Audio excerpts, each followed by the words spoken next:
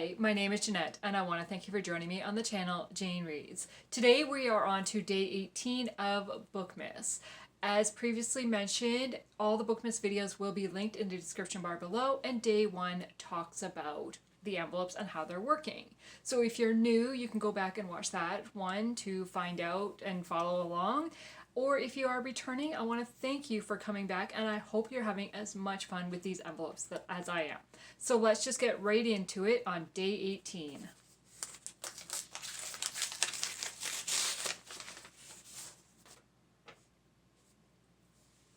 Jane Reads recommendations. A book you read this year that you would recommend to your mom, and a book that your mom has recommended to you. Okay, so, me and my mom read somewhat similar and somewhat not.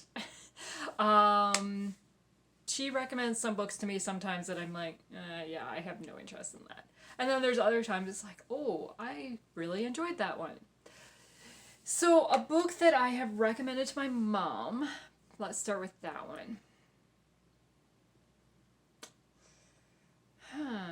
One book I have recommended to my mom that I have read this year, and I don't think she's read yet, so she needs to get on that, because I think she will really enjoy this one because of it tying in with British history, and because she is British, she really enjoys those type of books.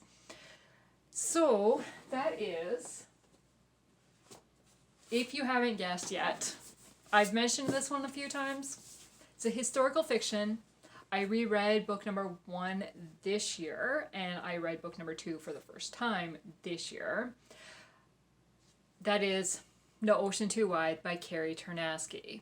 So this one is set in the early 1900s, and it says, between the years of 1869 and 1939, more than 100,000 impoverished British children were sent across the ocean to Canada with the promise of a better life. Those who took them in to work as farm laborers or household servants were told the children were orphans. But was that the truth? So that book number 1 is No Ocean Too Wide, and then book number 2 is No Journey Too Far. And this really, in this one, we are introduced to the McAllister family and the 3 siblings that get sent off to an orphanage because their mom has ended up in the hospital. And then their older sister, so the 4th sibling, is off working as a lady's maid in a house out of town, like out of the city of London, in the countryside. And when she learns that her mother has ended up in the hospital, she goes back to London to try to take care of the kids. And then the whole story goes on about how the kids were taken to the orphanage, and then they were passed on and moved somewhere else. And so she ends up, Laura is the oldest daughter, ends up following them to Canada to try to find them, because they were mistakenly sent to Canada because they're not orphans. So that one follows. So then this one really follows the two of the kids, and then this third one, or the second book, follows the third kid. So Laura has reconnected with 2 of her brothers and sisters, 2 of her siblings, and then they're still searching for the 3rd sibling, and this is the book with the 3rd one, and still a lot of interaction with it. It was so interesting to follow, and like heartbreaking to learn this happened in real life. Like, this is a fiction story, but based on true events of what really happened. And because my mom is from Britain, I think she would really, really enjoy this story. So yeah, so this is what I'm going to recommend to her. Now, I need to look at my bookshelves and see what she has given me this year that she has recommended to me. Okay, so I have... I didn't even put them the right way. I have 5 books that I've been given from my mom this year that she has all read and said, hey, you might want to read this. So I'm going to start with just kind of the older ones that she's given me. So The Sound of Rain by Sarah Loudin Thomas.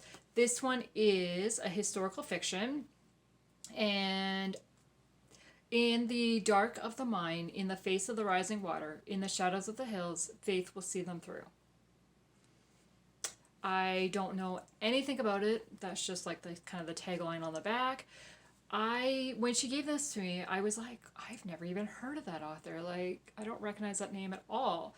And then I did some research and I've actually read a novella from this author.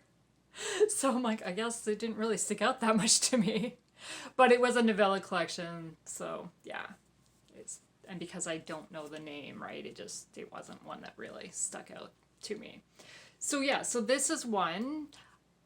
I don't know. I'm not that intrigued about it, but she said she really enjoyed it. The next one was The Things We Knew by Catherine West. This is a contemporary, I want to say, probably a women's fiction.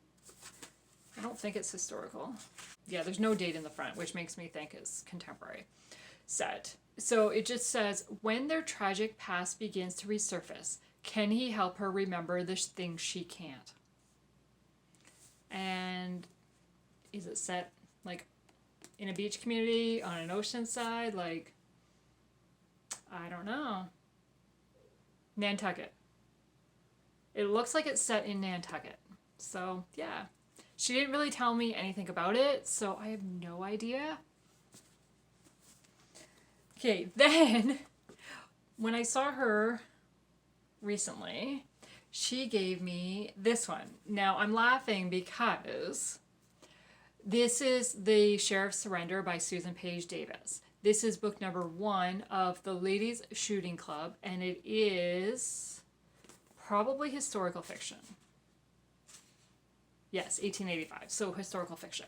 The reason I'm laughing is because I know I had this book on my shelves at one point, and on my TBR, and I was kind of like, I think it's one I just picked up at the thrift store and was somewhat interested, and then, you know, when I was going through, probably at the beginning of the year, or maybe even last year, when I was going through my bookshelves, I was like, I'm not really interested in reading this. It just doesn't sound like my kind of thing. And I thought I'd given it to my mom. Or are you interested in any of these before I get rid of them? I thought. And then she gives it back to me and I'm like, Mom, I gave you that book. She's like, no, you didn't. I'm looking at the back. No, she didn't. She bought it from my brother's store. And I'm like, okay, so, I've given it away to somebody. I don't know where it ended up. And now it's come back to me, like not the same one, but the same book has come back to me, and it's like, maybe that's a sign I should actually read it. So we'll see. It sounds like a mystery and historical. Like, I should like it, and it's set like in the West, right? So that's kind of, does it have cowboys? Maybe. It sounds like my kind of thing. I don't know. So it says, a murder in Fergus, Idaho has the townswomen scared. Gert Dooley can shoot the tail feathers off a jay at 100 yards from years of test firing the guns her brother repairs. But long after giving up on marriage, she yearns for rancher Ethan Chapman to see she's more than a crack shot with a firearm. When murder strikes in the sleepy town, Gert forms the Ladies' Shooting Club to teach the women how to protect themselves, their families, and their businesses. Ethan Chapman didn't ask to be named sheriff, but he accepts the position and takes on the investigation into the mysterious death of his predecessor. Now he's between a rock and a hard place, being pressured by the townswomen to restore order and safety to Fergus, and by the men who insist Ethan disband the upstart Ladies' Shooting Club. When another person is murdered, Ethan must turn to Gert and her ladies to help in the investigation. But will Ethan, Gert, and the Ladies' Shooting Club find the murderer before he strikes again? I mean, it really does sound interesting. So I think because I had it at one point and I gave it away and then it's come back to me, I think I need to read it. So then she gave me Missing Mabel by Nancy Mehl. This is book number 1 in, I think it's book number 1. Actually, I could be wrong. No, this one is. This is the next one. This one is book number 1 in the Hometown Mysteries series. It's not a very thick book, so I don't know. I read another book by Nancy Mehl quite a few years ago, and I didn't really enjoy it, so I was like, I don't know. And I mean, I've heard great things about some of her other books, just the one I read wasn't for me. So I don't know. It says, Miss Higgins' druthers funeral home is not in the practice of mixing up bodies. A funeral home mixes up bodies? Interesting. So I think I'll give it a shot. It is, so it's a suspense book, mystery. So we'll see. Again, and I come by it honestly. Stickers on the front of the books. Leaving stickers on the books. So the last book is Who the Bishop Knows by Vannetta Chapman. This is book 3 of the Amish Mystery series. I'm not really big into a lot of Amish books, but this one just intrigues me. I think more because it's a mystery. And I really like the cover of this one. And I'm noticing that there's a horse on the front here. So I'm like, that's kind of cool. And I just like the cover of the black and white with a little bit of brown. Yeah. But it's book 3, which means I need to get book 1 before I can even attempt to read this book because, yeah, no. And my mother read this without reading the other 2. I don't know how she does it. I definitely don't get that from her. So yeah, it just says, what you don't see might hurt you. So I don't know. I'm intrigued. I'm definitely intrigued. So out of the 5 that she's given me, I think I'm most intrigued by this one,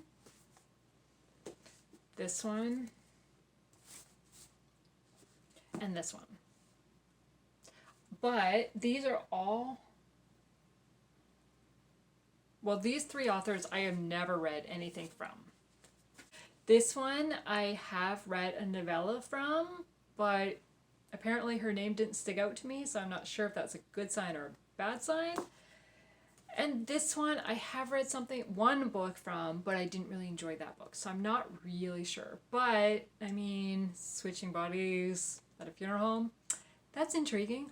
How does that happen? So yeah, so have you read any of these books? And is there any that I should move to the top of my list? As I said, I think The Sheriff's Surrender will be probably the first one out of these ones that I read, only because it's come back to me, and maybe that's a sign. But yeah, have you read any of these? Do you know any of these authors? I'd love to chat in the comments below. Thank you for joining me today. Have a good day. Bye.